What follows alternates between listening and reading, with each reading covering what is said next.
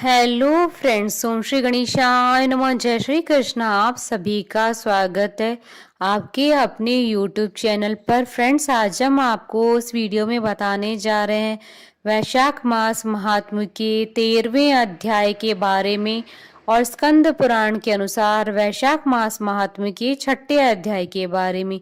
Friends, video शुरू करने से पहले आपसे रिक्वेस्ट है, अगर आप हमारे चैनल पर नए हैं और आपने अभी तक चैनल को सब्सक्राइब नहीं किया है तो प्लीज सब्सक्राइब कीजिएगा चैनल को, साथ ही प्रेस कीजिएगा बेल आइकन को, जिससे नए वीडियो से रिलेटेड नोटिफिकेशन आपको तुरंत प्राप्त हो सके।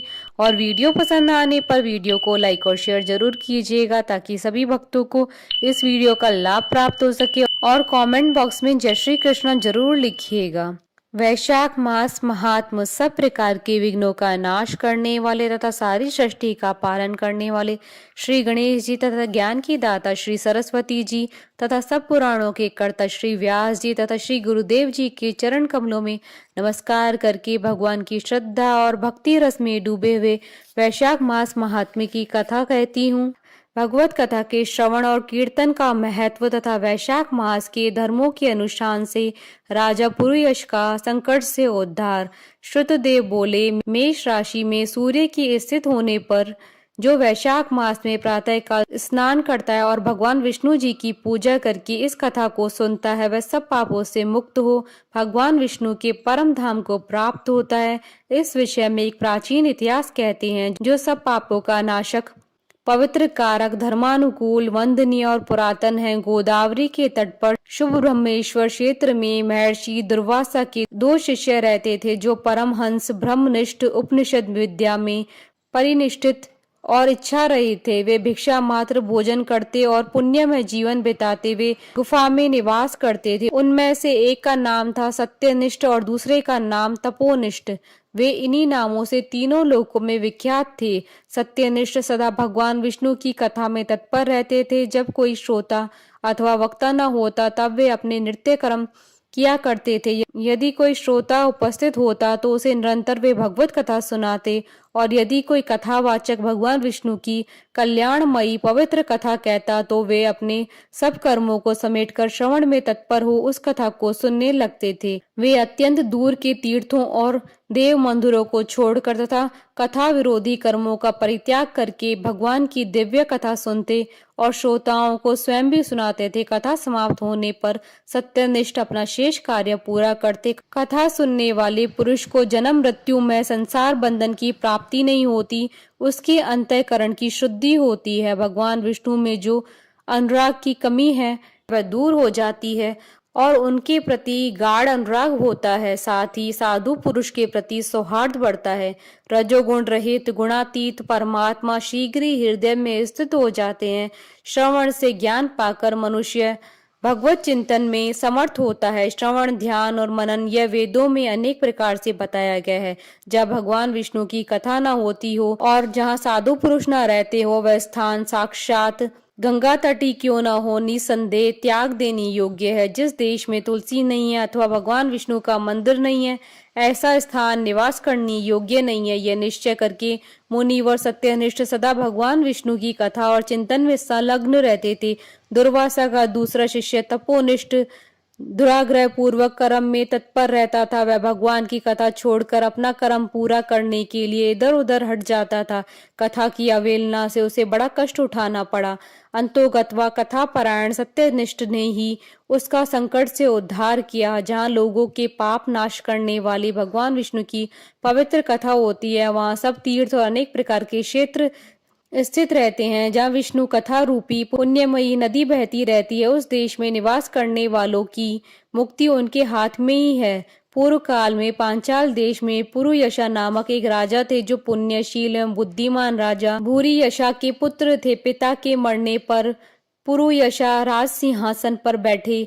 वे धर्म की अभिलाषा रखने वाले, शूरता, उदारता आदि गुणों से संपन्न और धनुर्वेद में प्रवीण थे। उन महामती नरेश ने अपने धर्म के अनुसार पृथ्वी का पालन किया। कुछ काल के पश्चात राजा का धन नष्ट हो गया।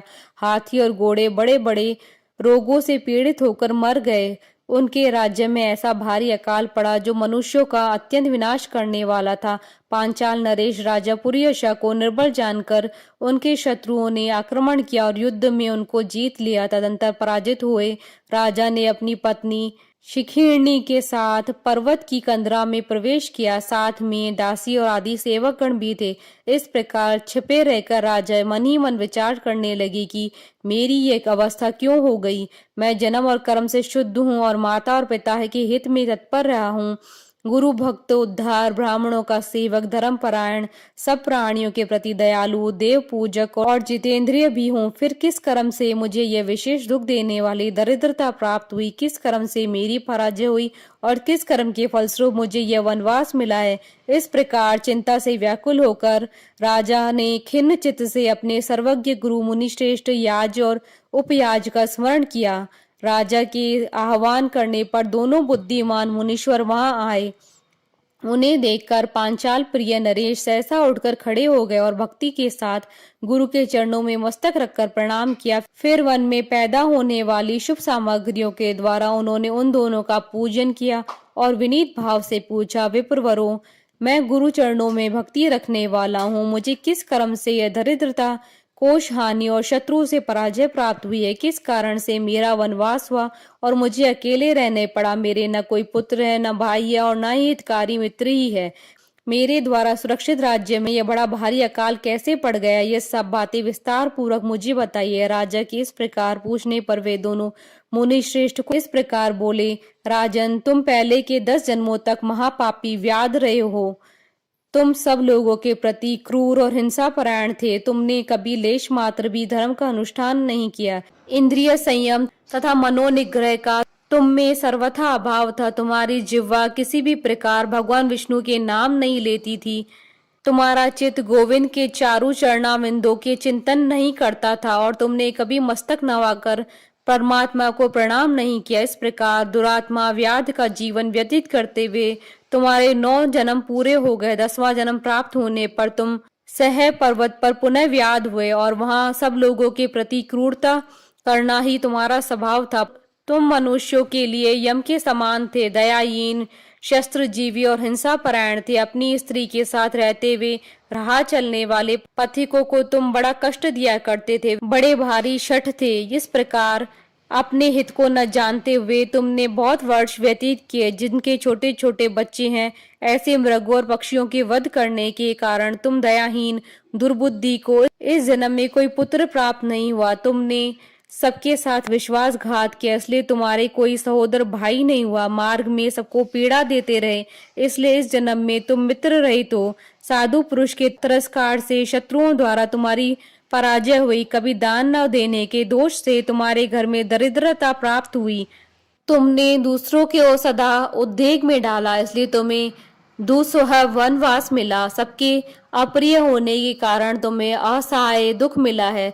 तुम्हारे क्रूर कर्मों के फल से ही इस जन्म में मिला हुआ राज्य भी छिन गया। वैशाख मास की गर्मी में तुमने स्वार्थवश एक दिन एक ऋषि को दूर से तालाब बता दिया था और हवा के लिए पलाश का एक सूखा पत्ता दे दिया था। बस जीवन में इस एक ही पुण्य के कारण तुम्हारा यह जन्म परम पवित्र राजवंश में हुआ। अब यदि तुम सुख, राज्य, धन धान्य आदि संपत्ति, स्वर्ग और मोक्ष चाहते हो अथवा सायुज्य एवं श्री हरि के पद की अभिलाषा रखते हो तो वैशाख मास के धर्मों का पालन करो। इससे सब प्रकार के सुख पाओगे। इस समय वैशाख मास चल रहा है। आज अक्षय तृतीया। आज तुम विधि पूर्वक स्नान और भगवान लक्ष्मीपति की पूजा करो। यदि अपने समान ही गुणवान पुत्रों की अभिलाषा करते हो तो सब प्राणियों के हित के लिए प्याऊ लगाओ। इस पवित्र वैशाख मास में भगवान मधुसूदन की प्रसन्नता के लिए यदि तुम निष्काम भाव से धर्मों का अनुष्ठान करोगे तो अंतःकरण शुद्ध होने पर तुम्हें भगवान विष्णु का प्रत्यक्ष दर्शन होगा। यूं कहकर राजा की अनुमति लेकर उनके दोनों ब्राह्मण पुरोहित याज और उपयाज जैसे आए थे वैसे चले गए। उनसे उपदेश पाकर महाराज पुरुयाश ने वैशाख मास के संपूर्ण धर्मों का श्रद्धा पूर्वक पालन किया और भगवान मधुसूदन की आराधना की। इससे उनका प्रभाव बढ़ गया और बंधु बांधव उनसे आकर मिल गए। तत्पश्चात वे मरने से बची हुई सेनाओं को साथ ले बंधुओं सहित पांचाल नगरी के समीप आए। उस समय पांचाल राजा के साथ राजाओं का पुनः संग्राम हुआ। महारथी पुरुयाश अकेले ही समस्त महाबाहु राजाओं पर विजय पाई। विरोधी राजाओं ने भागकर विभिन्न देशों के मार्गों का आश्रय लिया। विजयी पांचाल राजा ने भागे हुए राजाओं के कोष 10 करोड़ घोड़े, 3 करोड़ हाथी, 1 अरब रथ, 10,000 ऊंट और 3 लाख खच्चरों को अपने अधिकार में करके अपनी पुरी में पहुंचा दिया। वैशाख धर्म के महात्म से सब राजा भगवान मनोरथ हो पुरुयाश को कर देने वाले हो गए और पांचाल देश में अनुपम सुकाल आ गया। भगवान विष्णु की प्रसन्नता से इस वसुधा पर उनका एक छत्र राज्य हुआ और गुरुता, उदारता आदि गुणों से युक्त उनके 5 पुत्र हुए, जो दृष्ट कीर्ति, दृष्ट केतु, दृष्ट ध्रुम, विजय और चित्रकेतु नाम से प्रसिद्ध थे। धर्म पूर्वक प्रतिपालित होकर समस्त प्रजा राजा के प्रति अनुरक्त हो गई। इससे उसी क्षण उन्हें वैशाख मास के प्रभाव का निश्चय हो गया। तब से पांचाल राज भगवान विष्णु की प्रसन्नता के लिए वैशाख मास के धर्मों का निष्काम भाव से बराबर पालन करने लगे। उनके इस धर्म से संतुष्ट होकर भगवान विष्णु ने अक्षय तृतीया के दिन ही उन्हें प्रत्यक्ष दर्शन दिया। इति श्री स्कंद पुराण महात्म्य का 6वां अध्याय संपन्न हुआ। बोलिए भगवान विष्णु की जय, सनातन धर्म की जय। हमारे साथ इस वीडियो में अंत तक बने रहने के लिए आपका धन्यवाद। ओम श्री गणेशाय नमः। जय श्री कृष्ण।